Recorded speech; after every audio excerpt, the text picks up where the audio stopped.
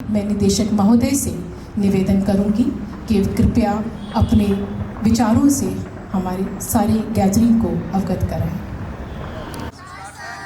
Good morning,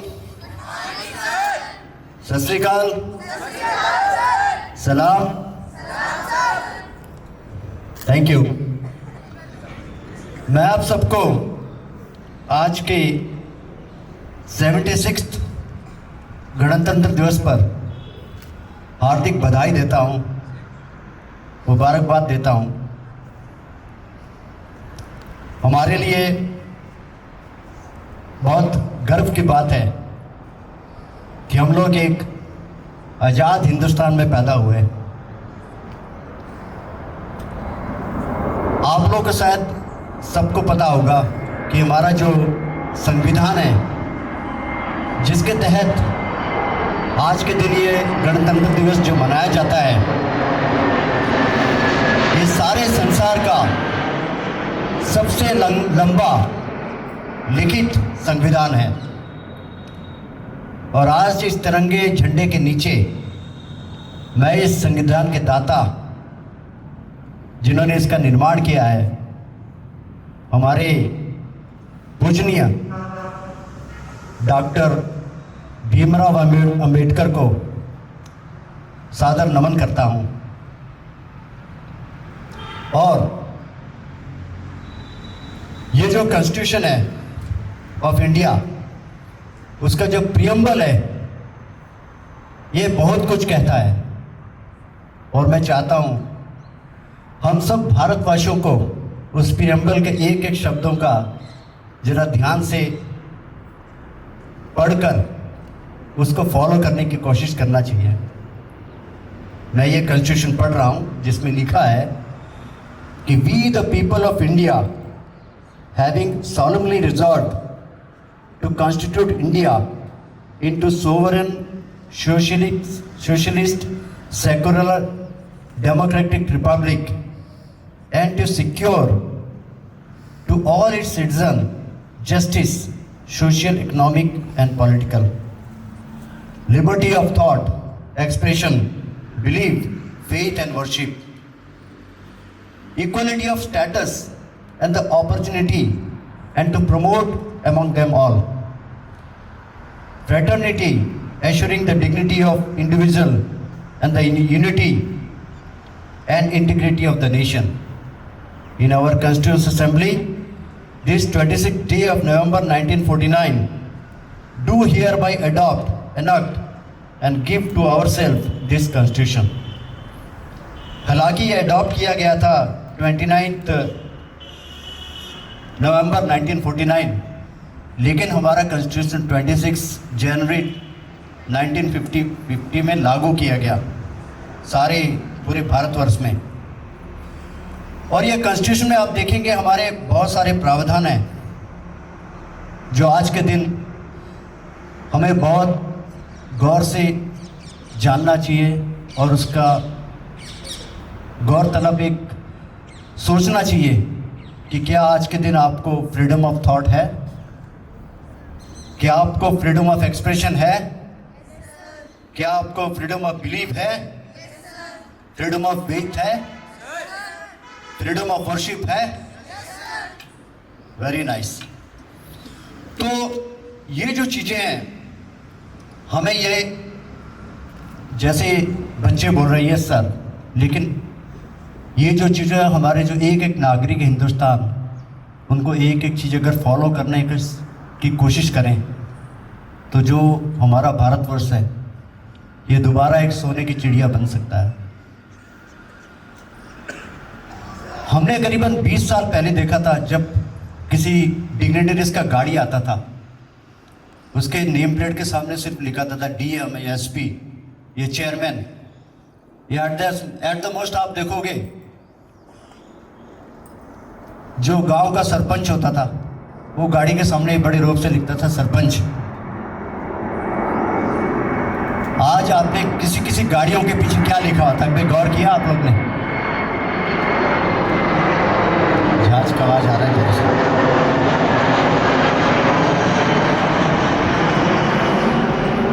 कईयों ने लिखा होता गाड़ी के पीछे सिंह इज किंग। क्या सिर्फ सिंह ही किंग हो सकता है? सारे भारतवासी किंग नहीं हो सकते? हो सकते हैं। कई गाड़ियों के पीछे लिखा होता है यादव, कई गाड़ियों के पीछे लिखा होता है जाट, कई गाड़ियों के पीछे लिखता है कुशवाहा, कई गाड़ियों के पीछे लिखता है हिंदू। भाई हम लोग हिंदुस्तान को जोड़ रहे हैं या तोड़ रहे हैं? हम सबको इन सब से ऊपर जाना है। हम सारे हिंदुस्तानी एक है, कोई मजहब नहीं है, किसी की जात नहीं है, किसी का धर्म नहीं है, इन सब से ऊपर जाना है। और यह चीज अगर हम लोग इंडिविजुअली एक एक करके सीखना शुरू करें तभी ये भारतवर्ष सही माने में भारतवर्ष बन सकता है। एक बहुत पुरानी कविता है 1904 में लिखी थी, मोहम्मद इकबाल ने कहा था, मजहब नहीं सिखाता आपस में बैर करना, हिंदी है हम, हिंदी है हम, वतन है सारे जहां से अच्छा हिंदुस्तान हमारा। और यही शब्द एक और भी किसी बड़ी शख्सियत ने एक आसमान से कहा था, कोई बता सकते हैं?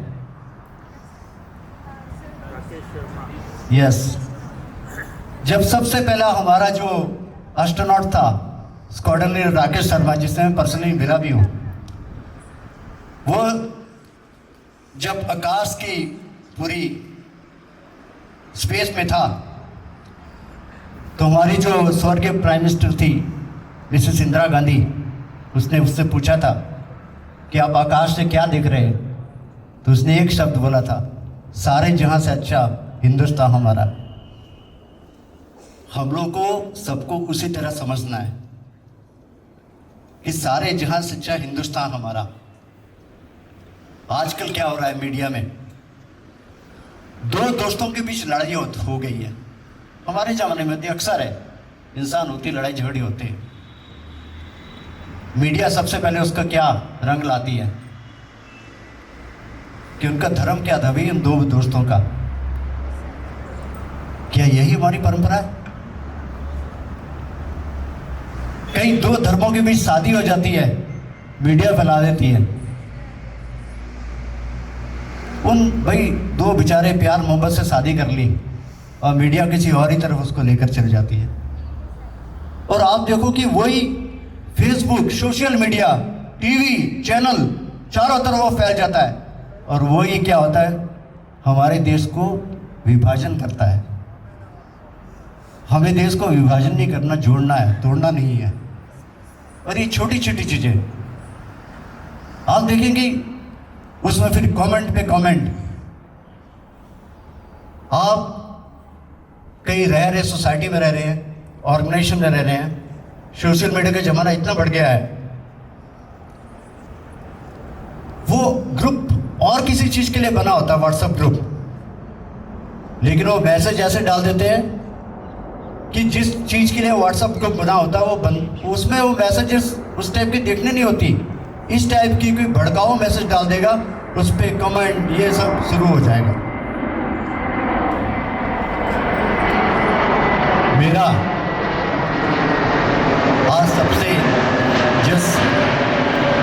यही गुजारिश है कि उस टाइप की जो मैसेजेस होती है या तो उनको ब्लॉक करो या अनफॉलो करो। ये हमारे देश को तोड़ रहा है, जोड़ नहीं रहा। ये आज के दिन हमारे जो महान कॉन्स्टिट्यूशन लिख के चले गए, हम लोग को उसी कदमों में चलना है। आप देखेंगे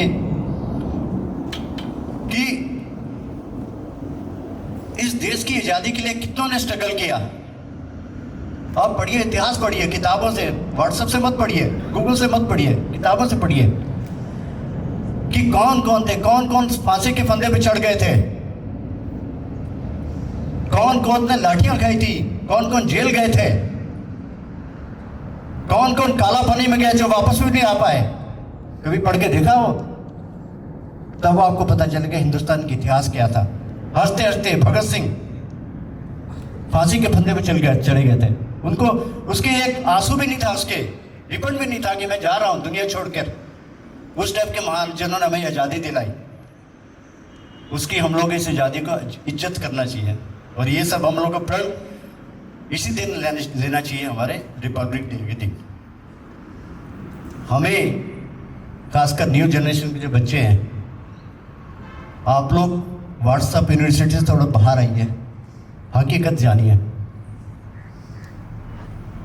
इन सब के बारे में जानिए,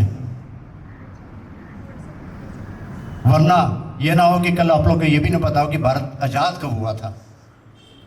ये छोटी छोटी चीज़ें आप लोग को ध्यान रखनी है।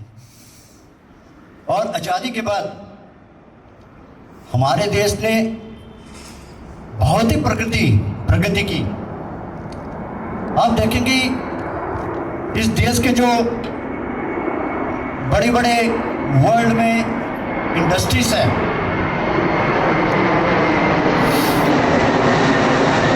उसके जो चीफ एग्जीक्यूटिव ऑफिसर्स हैं बहुत सारे इंडियन हैं। पूरे संसार में जो इंडिया का टैलेंट है वो पूरा छाया हुआ है, और हमारे लिए बहुत गर्व की बात है। जिस इंडस्ट्री में हम लोग काम कर रहे हैं, एविएशन इंडस्ट्री, आज के दिन डोमेस्टिक सेक्टर में पूरे वर्ल्ड में 3rd largest industry aviation industry. और लास्ट 10 साल में हमारे जो नंबर ऑफ एयरपोर्ट्स थे ऑल ओवर इंडिया, ये डबल हो गए। और इनको संभालने का दायित्व हम लोग को दिया गया है। जो पीछे में जूनियर एग्जीक्यूटिव खड़े हैं, एयरपोर्ट ऑपरेशन सर्विसेज, प्रॉब्ली आपके हाथों में ये होगा। ये एयरपोर्ट, जितने नए नए एयरपोर्ट आ रहे हैं अगले 30 से 40 साल तक, और मैं एकदम निश्चिंत होकर कह सकता हूं कि आप लोग उस एयरपोर्ट्स को बहुत अच्छी तरह डेवलप करेंगे। 74 एयरपोर्ट्स से 157 एयरपोर्ट्स हो गए। पिछले 20 से 25 साल में करीबन 200 एयरपोर्ट और एडिशनल एयरपोर्ट बनाए जाएंगे। इस प्रकार से इंडिया प्रगति कर रहा है। एक जमाना था जब जहाज में बैठने वाला सिर्फ रईस आदमियों के वही जा सकता था, जो कोट पैंट टाई पहन के जाता था। और आज के भारत सरकार की जो एक स्कीम है, उड़ान स्कीम, बड़े देश का आम नागरिक, आप लोग देखें हवाई चप्पल से हवाई जहाज तक जा रहे हैं। ये हमारे लिए बहुत गर्व की बात है।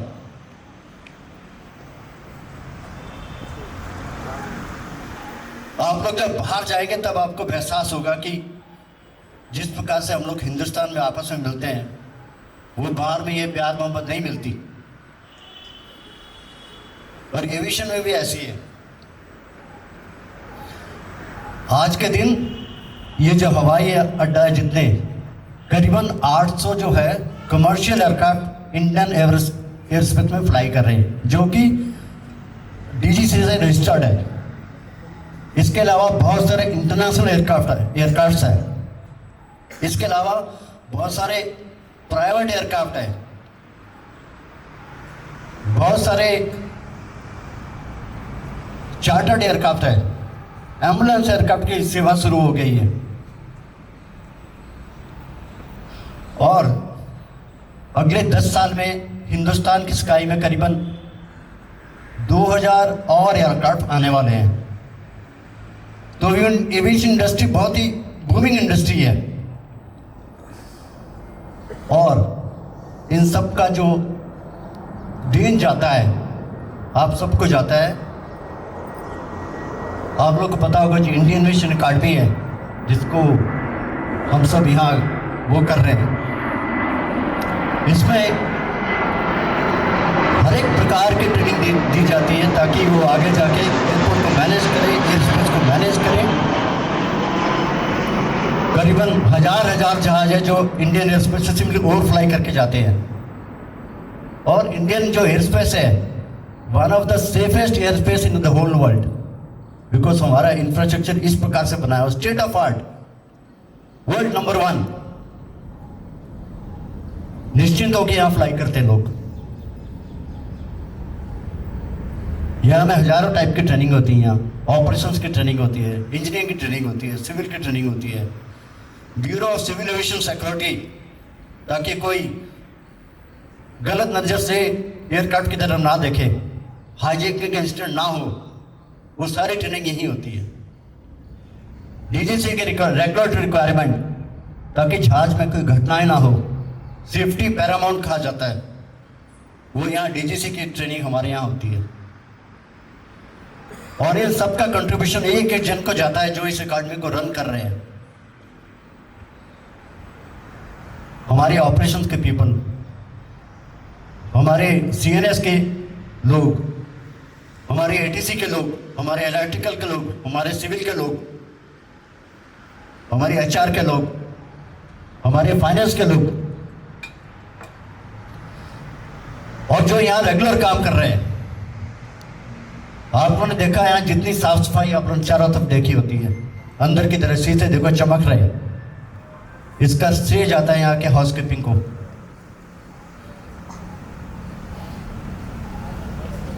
अभी तक बहुत सारे मिनिस्ट्री जो होती थी वो अपने प्रोग्राम भारत मंडपम में करती थी, बहुत हाई फाई है, इंडिया का सबसे बड़ा एक कन्वेंशन सेंटर है भारत मंडपम।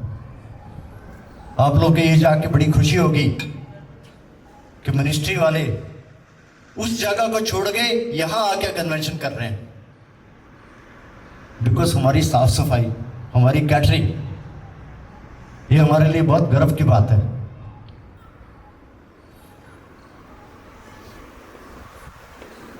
आप एंट्री करें, बहुत अच्छा माहौल दिखाई देता है।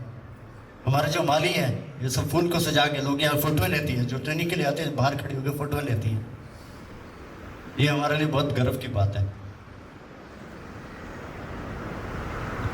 और आज का दिन जो देख रहा हूँ, केंद्रीय विद्यालय के कुछ बच्चे हैं, मैं खुद केंद्रीय विद्यालय का प्रोडक्ट हूँ, छोटी छोटी चीज़ बचपन की याद है। एनसीसी के कुछ बच्चे खड़े हैं, हमने भी आपके जैसे एक दिन ड्रेस पहना था, सी सर्टिफिकेट तो लिया था। आपको लग रहा होगा कि अभी ये छोटी सी एनसीसी परेड करते हैं, लेकिन छोटी छोटी चीज़ जो आप लोगों को बचपन से सीखी जाती है, मेरी तरह बड़े हो जाएंगे वो छोटी छोटी चीज़ आप लोग को काम आएगी। हमारे सामने जो सिक्योरिटी वाले खड़े हैं, ये सारे एक्स सर्विस मैन हैं, किसी ना किसी दिन इन लोग ने फौज में काम किया था। और मैं पहली जो भारत की जो सारी फौजें हैं, नेवी, एयरफोर्स, आर्मी, इनको मैं सदर नमन करता हूं। मतलब आप सोच नहीं सकते, हम लोग जैसे खुशी खुशी का झंडा चढ़ा रहे हैं, मना रहे हैं, खुशी मना रहे हैं, अभी भी वहाँ जाके अपना बॉर्डर को वो गार्ड कर रहे हैं। आप लोगों ने देखा आए दिन कश्मीरी में कोई ना कोई शहीद हो जाता है। कभी देखा है कि वो जब वहाँ जाके ड्यूटी करते हैं, उनका हर एक दिन एक आखिरी दिन हो सकता है, किस साइड से कब गोली आ जाए कोई पता नहीं चलता। और उन्हीं के कारण आज हम लोग निश्चिंत होकर यहाँ घूम रहे हैं, जश्न मना रहे हैं, आज़ादी का जश्न या कोई त्यौहार हो, यह आज का गणतंत्र दिवस है। हम सबको उन जो देश के जो सिपाही है उनको बहुत बहुत आज नमन करना चाहिए। जो शहीद हो गए उसके माँ बाप को प्रणाम करना चाहिए कि जिन्होंने अपना बच्चा खोया, जो सोच के तो गए थे वो वापस आएगा शायद लड़ाई के बाद, नहीं है। सो आज के दिन हम उन सबको, उन शहीद जवानों को याद करना चाहिए।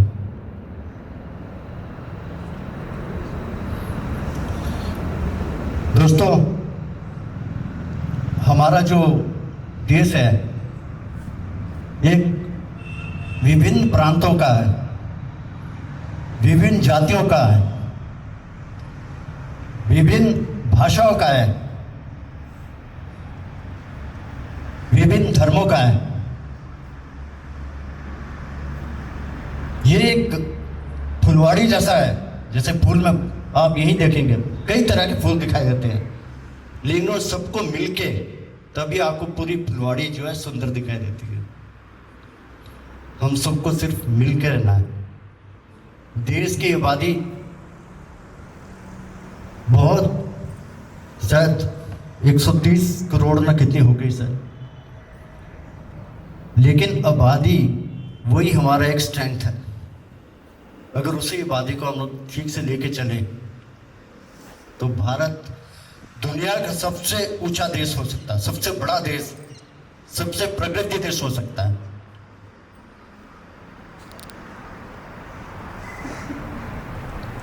मैं चाहता हूं हम सबको जो मैंने छोटी छोटी चीजें आज बताई, इन सबको लेके आगे बढ़ना चाहिए। इतिहास को ना भूलें। देश सबके लिए एक है। जो भारत माता है इसकी सेवा करें, अपने सिर्फ अधिकारों को सिर्फ सोचे ना, अपनी ड्यूटीज को भी जाने।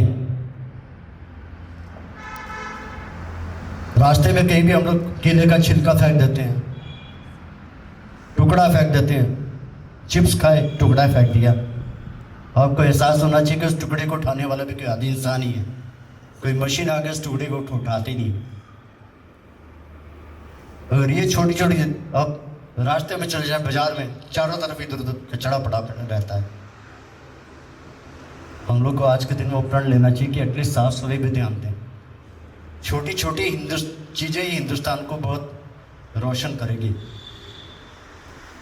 नाम देगी सारे संसार को।